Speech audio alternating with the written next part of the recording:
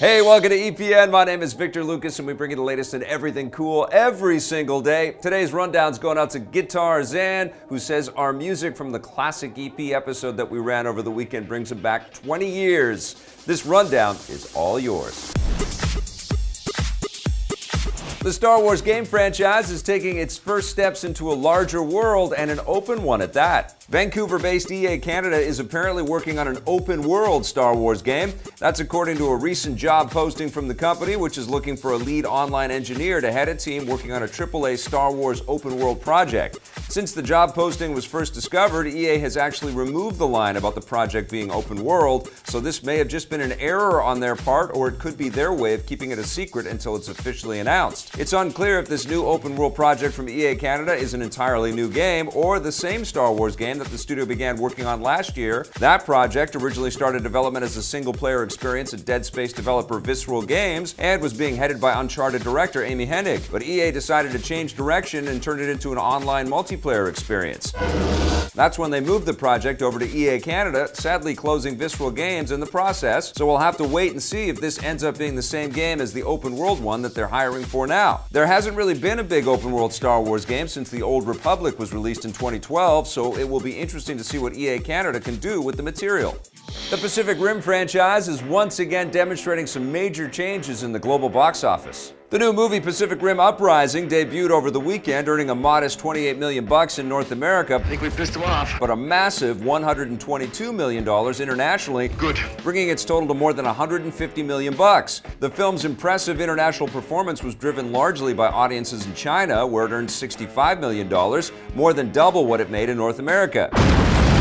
As with other recent movies like the new Tomb Raider, this once again demonstrates the growing importance of the international box office and the decreasing importance of North America. Film attendance has been dropping steadily in this part of the world, but in other markets, particularly China, it's going up. Try not to steal anything while you're here. Something similar happened with the first Pacific Rim movie. That film underperformed domestically when it opened in 2013, leading many to prematurely write it off as a failure, but it went on to do exceptionally well in China and other territories, which is why the sequel was greenlit in the first place. This means Hollywood is going to be making more movies like Pacific Rim, which have a look and feel that appeals to international audiences more than Americans.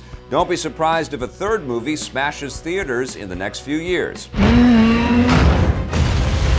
And the biggest box office victory of the weekend once again goes to Black Panther. Even though the new film came in at number 2, it broke another huge record. It's now the highest grossing superhero movie of all time in the domestic market. Its total crossed $630 million, surpassing the previous record holder, The Avengers. You show off? Of course, if we're talking numbers, we have to point out that if you adjust for inflation, The Avengers is actually still the highest grossing domestic superhero movie, given how much ticket prices have risen since it came out in 2012. Over at the international box office, Black Panther has earned $1.2 billion, so it still has a way to go before it beats The Avengers and its sequel Age of Ultron, which sit at $1.5 billion and $1.4 billion respectively. Still, Black Panther could surpass both movies before its theatrical run is over, and no matter how you look at it, this is excellent news for Marvel and Disney. This guarantees that we'll be seeing more movies with diverse casts and crews, not just for Marvel, but other studios as well. Black Panther will next appear in Avengers Infinity War, which arrives next month. Over on the small screen, another Marvel hero is running into some trouble. With Deadpool 2 about to hit theaters, Marvel Television and the FX network are changing their plans for an animated Deadpool TV series. They first announced the project last year with filmmaker and comedian Donald Glover serving as producer and showrunner, but now FX and Glover are no longer involved. In a statement, Marvel Television says that they parted ways with FX and Glover over creative differences, but they still plan to move forward with another network. And nothing better get my way. They haven't revealed who that other network might be, and we can't help but wonder if the split is over more than just creative differences. FX and other Fox entities are in the process of being acquired by Marvel Television's parent company, Disney. Lots of money.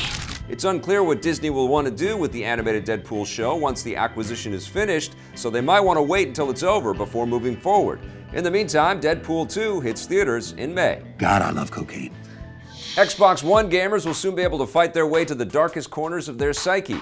The dark action-adventure game Hellblade: Senua's Sacrifice, first released on the PS4 and PC last year, will finally hit the Xbox One on April 11th. The game will come with enhanced 4K visuals on the Xbox One X, similar to the PS4 Pro version. Developed by Ninja Theory, the same studio behind Heavenly Sword and Enslaved: Odyssey to the West, Hellblade sees players take control of an 8th century Norse warrior, but the story is basically a descent into madness, exploring the nature of psychosis and mental illness. Its handling of mature themes earned it several prestigious industry awards and nominations, including at the recent Game Developers' Choice Awards, so now seems like the perfect time to release it on the Xbox One.